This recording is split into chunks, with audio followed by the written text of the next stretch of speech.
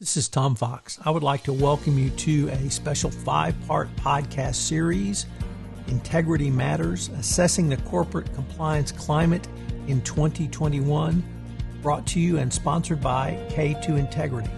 In this 5-part exploration, I'm joined by Nizana Gabauer, who is an Executive Managing Director and Head of Investigations and Risk Advisory Practice for the Americas. She advises leaders in business, finance, and government on risk management, investigations, and compliance, and is recognized for her experience in anti-corruption and investigative matters in Latin America, Eastern Europe, Middle East, and Asia across every business sector. And Bob Brenner, co-managing partner and chief legal officer at K2 Integrity.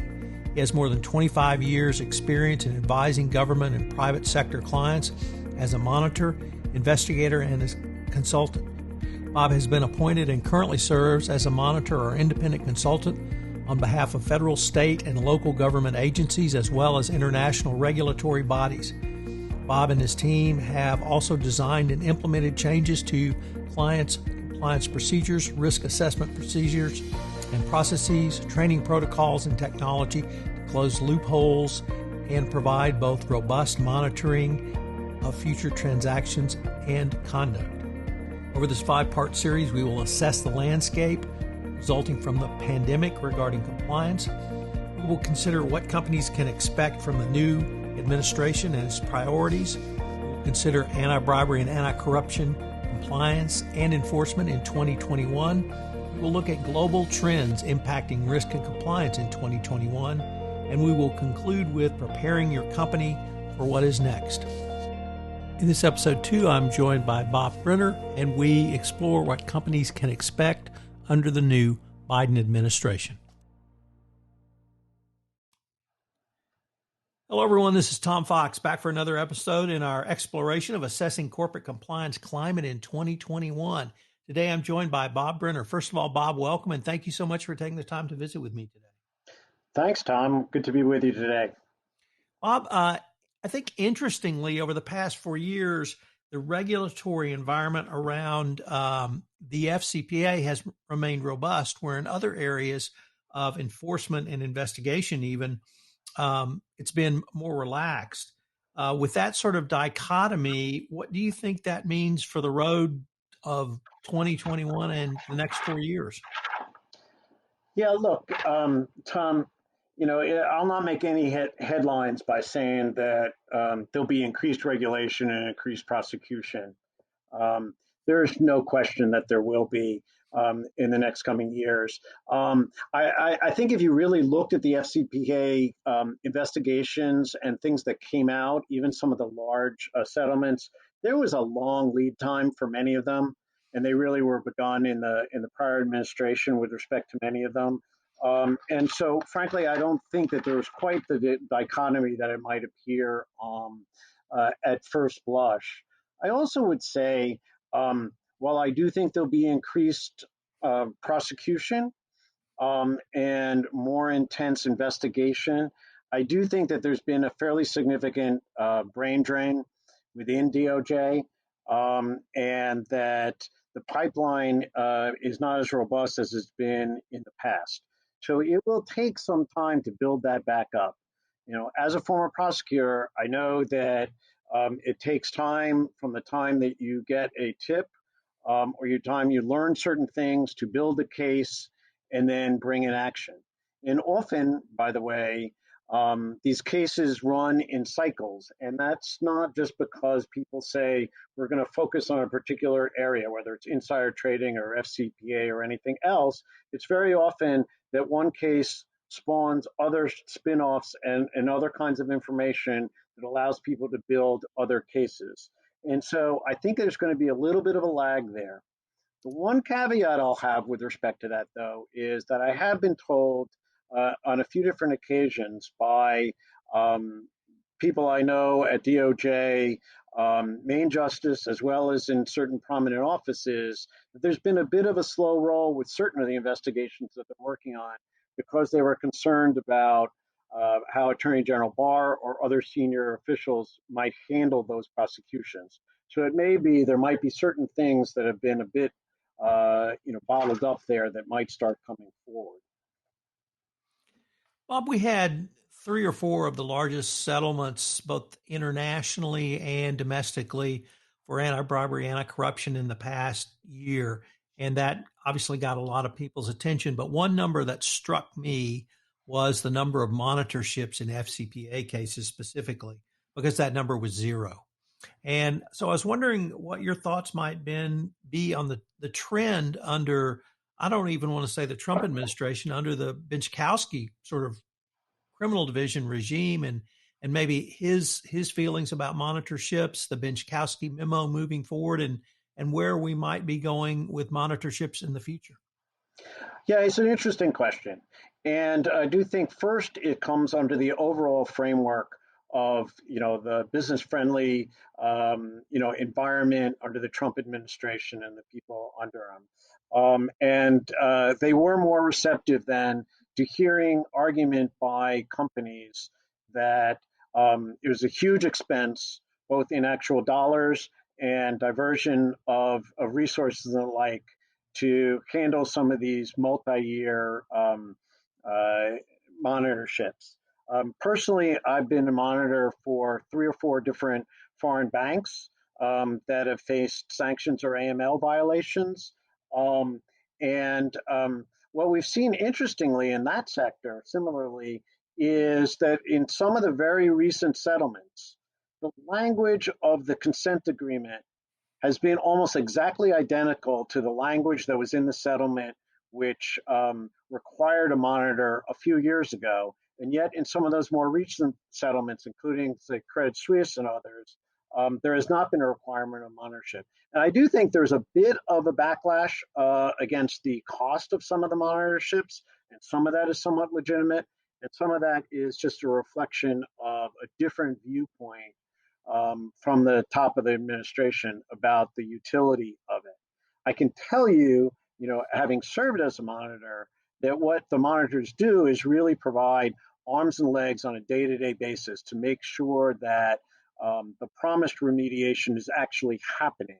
So it doesn't require the regulator or the prosecutor to wait and go in a year from now or 2 years from now to try to see what actually was going on. You see it in very recent times with the FinCEN action with respect to Cap One. Um, some of those allegations were from years ago. And what ultimately ended up happening was the fact that the bank did not, on their own, remediate in the way that they were expected. If there had been a monitor in place in that situation, it might have been a different outcome. You might have seen an action sooner. So that thank you for bringing up Cap One, because that was a FinCEN action.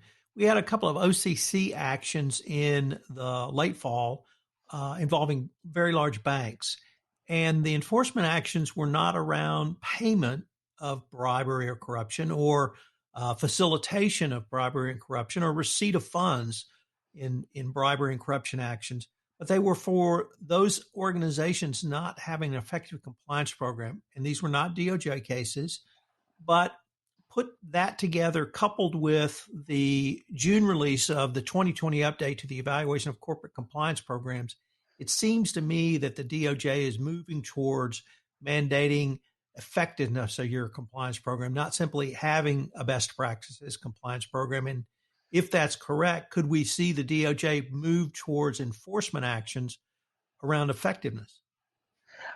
I think that's a very good likelihood, and I actually think it's probably a pretty good development. For years, the major financial institutions that have been regulated by the Federal Reserve or by the New York State Department of Financial Services have had to regularly consider and upgrade the effectiveness of their compliance programs because they were facing enforcement, investigations every year. There would be an examination. As a regulated entity, they had to face bank examiners every year that would test the effectiveness of the programs. in corporate America, generally, you didn't have to do that until you ran into trouble. If you ran into trouble, of course, and you didn't have an effective program, the likely penalty could be more severe. But there wasn't as great a scrutiny on a regular basis or penalty without something more, without evidence of the bribery and the like, for not having as effective a program. So I do think it's a positive development. I also think it is something that's going to continue.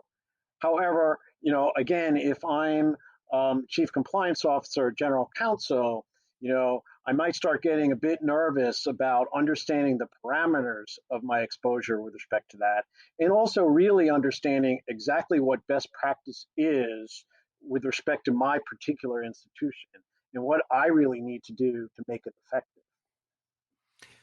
I've been in this field since 2007, in-house, and then as general counsel, and then as a consultant in the compliance space. And one of my observations has been that it's not simply that compliance programs have evolved; it's the Department of Justice has evolved. In 2007, they were happy to see a written paper program with policies and procedures, and we're far beyond that.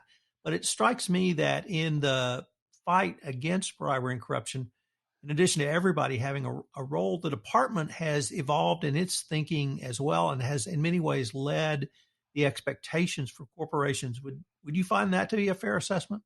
I think that is. It's interesting. They don't have up front and as a proactive matter, they don't have the same tools that some of the financial regulators have to enforce that. But I think by the enforcement actions they take when they build some of these cases and combine, actual wrongdoing, including bribery and other misconduct, with the fact they don't have an effective program, I do think that that's a trend that's going to continue, and I do think it's an effective one because what they otherwise found was that the sort of best practice really was pretty minimal, and it wasn't really a practice that was effectively preventing the activity that it was intended to prevent. It was just there to sort of inoculate if you could. And I guess in a way, what DOJ is saying is that you're going to have a stronger injection in order to inoculate the company against an action where you haven't really been effective all along. Bob, earlier in this episode, you talked about the pipeline and how cases come in, they get worked up.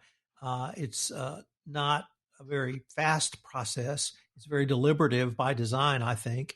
And then, of course, you have issues around international documents and investigations and sharing of information. But I was wondering if you might conclude with some thoughts about really how the DOJ works up these cases and how someone like yourself would help guide a company, not simply in dealing with the DOJ, but also the ongoing remediation. Yeah. First of all, when you do get information, you need to investigate it completely.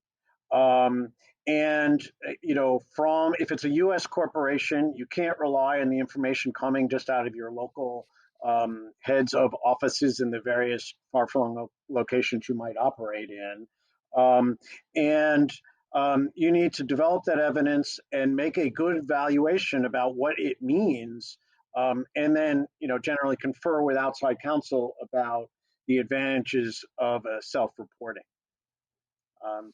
Again, it's very complicated these days with the various data privacy rules as well.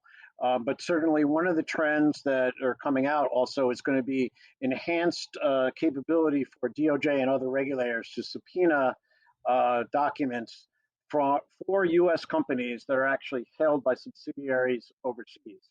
And that's going to make a big difference for DOJ enforcement actions. Well, Bob, unfortunately, we are near the end of our time for this episode, but I was wondering if our listeners wanted any more information on any of the topics we've discussed in this podcast, where could they go? The best place to go would be our website, actually, which is k2integrity.com. Well, Bob, I hope our listeners will join us for our episode 3, where we take a look at anti-bribery and anti-corruption in 2021. I look forward to continuing the conversation. Thanks, Tom. This is Tom Fox again. I hope you've enjoyed this episode in our 5-part podcast series on Integrity Matters, Assessing the Corporate Compliance Climate in 2021, sponsored by K2 Integrity. For more information, you can check out the K2 Integrity website at www.k2integrity.com. I hope you'll join us again for another episode as we continue to explore many of the issues that corporate compliance professionals, practitioners, and corporate compliance functions will face in 2021 and beyond. This podcast series has been a special production of the Compliance Podcast Network.